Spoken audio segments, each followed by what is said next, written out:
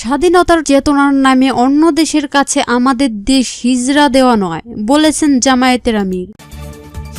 এখন জানিয়ে দিব, শীঘ্রই প্রস্তাবনা জমা দেবে ৬ সংস্কার কমিশন, বলেছেন বদিউল আলম। এবার জানিয়ে দিব, প্রধান উপদেষ্টাকে যুক্তরাষ্ট্রের জাতীয় নিরাপত্তা উপদেষ্টার ফোন। এবং সর্বশেষ জানিয়ে দিব, ১৭ বছর পর জেল থেকে মুক্তি পেলেন বিএনপির নেতা পিন্টু।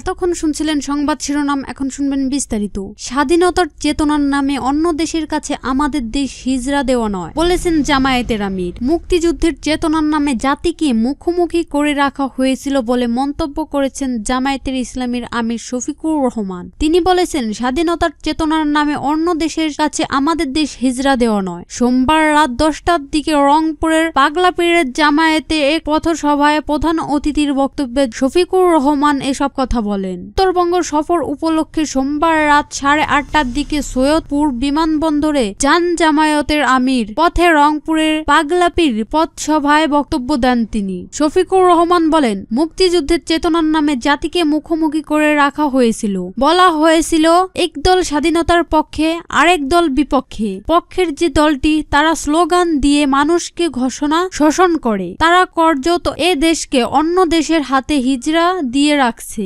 স্বাধীনতার চেতনার নামে অন্য দেশের কাছে আমাদের দেশ হিজরা দেওয়া নয়। জামায়াতের আমির বলেন, একটি স্বাধীন দেশের নাগরিক হিসেবে যেভাবে মর্যাদা ও অধিকার পাওয়া দরকার, সেভাবে একটি সুন্দর শিক্ষা ব্যবস্থা, মজবুত অর্থনীতি ও সামান্যজনক পররাষ্ট্র নীতি হওয়ার কথা ছিল। তার কোনো কিছুই আমরা পাই নাই। শীঘ্রই প্রস্তাবনা জমা দিবে ৬ সংস্কার কমিশন, বলেছেন বদিউল আলম। মঙ্গলবার রাজধানীর সিরডাপ মিলনায়তনে গণতান্ত্রিক পুনর্গঠনের জন্য সংলাপ জনপ্রশাসন বিষয়ক সংলাপ শীর্ষক এক সেমিনারে একথা বলেন তিনি। স্বৈরতন্ত্র আর যাতে ফিরতে না পারে সেজন্য সংস্কার প্রয়োজন মন্তব্য করে বদিউল আলম বলেন, দোষীদের বিচার নিশ্চিত ও স্বৈরতন্ত্র আর যেন ফিরে না আসে, সে লক্ষ্যই জুলাই আন্দোলন হয়েছে।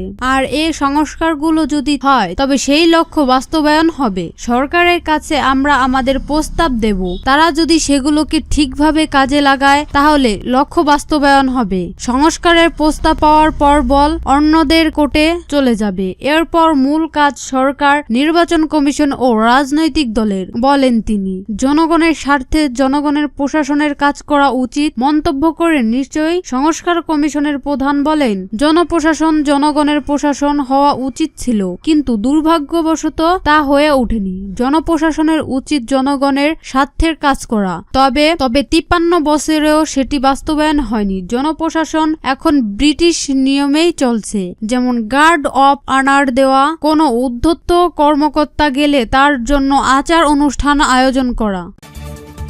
প্রধান উপদেষ্টাকে যুক্তরাষ্ট্রের জাতীয় নিরাপত্তা উপদেষ্টার ফোন। বাংলাদেশের অন্তর্বর্তী সরকারের প্রধান উপদেষ্টা অধ্যাপক মোহাম্মদ ইউনূসের সঙ্গে যুক্তরাষ্ট্রের জাতীয় নিরাপত্তা উপদেষ্টা জ্যাক সুলিভানের ফোনালাপ হয়েছে। ফোনালাপে তারা ধর্ম নির্বিশেষে সব মানুষের অধিকার রক্ষার প্রতিশ্রুতি বক্তব্য করেন। স্থানীয় সময় সোমবার হোয়াইট হাউসের ওয়েবসাইটে প্রকাশিত এক বিবৃতিতে এ তথ্য জানানো হয়েছে। বিবৃতিতে বলা হয়েছে, জাতীয় নিরাপত্তা উপদেষ্টা জ্যাক সুলিভান আজকে বাংলাদেশের অন্তর্বর্তী সরকারের প্রধান উপদেষ্টা মোহাম্মদ ইউনূসের সঙ্গে কথা বলেছেন। একটি চ্যালেঞ্জিং সময়ে বাংলাদেশকে নেতৃত্ব দেওয়ার জন্য প্রধান উপদেষ্টা ইউনূসকে ধন্যবাদ জানিয়েছে সুলিভান। বিবৃতিতে আরো বলা হয়, ধর্ম নির্বিশেষে সব মানুষের মানবাধিকারের প্রতি সম্মান প্রদর্শন ও তারা সুরক্ষার ক্ষেত্রে নিজেদের প্রতিশ্রুতি বক্তব্য করেছেন উভয় নেতা।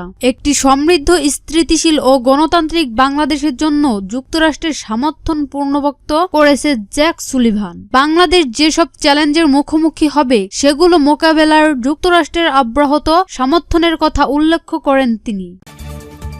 17 বছর পর কারামুক্ত বিএনপি নেতা পিন্টু। 17 আগস্ট গ্রেনেড হামলা মামলায় খালাস পাওয়া বিএনপি ভাইস চেয়ারম্যান ও সাবেক শিক্ষা উপমন্ত্রী আব্দুস সালাম পিন্টু প্রায় 17 বছর পর কারাগার থেকে মুক্তি পেলেন। আজ মঙ্গলবার বেলা 11:05 কাশিমপুর কেন্দ্রীয় কারাগার থেকে তিনি মুক্তি পান। এ সময় কারা ফটকে তার সৌজন্য ও বিপুল সংখ্যক নেতাকর্মী তাকে ফুলের শুভেচ্ছা জানান। আলোচিত 21 আগস্ট হামলা মামলায় সম্পূরক অভিযোগপত্রের ভিত্তিতে বিচারিক আদালতের বিচার অবৈধ ও বাতিল ঘোষণা করে রায় দেন হাইকোর্ট। বিচারিক আদালতের রায়ের বিরুদ্ধে রেফারেন্স নাকচ করে ও আসামিদের আপিল মঞ্জুর করে গত 1 ডিসেম্বর এ রায় দেওয়া হয়।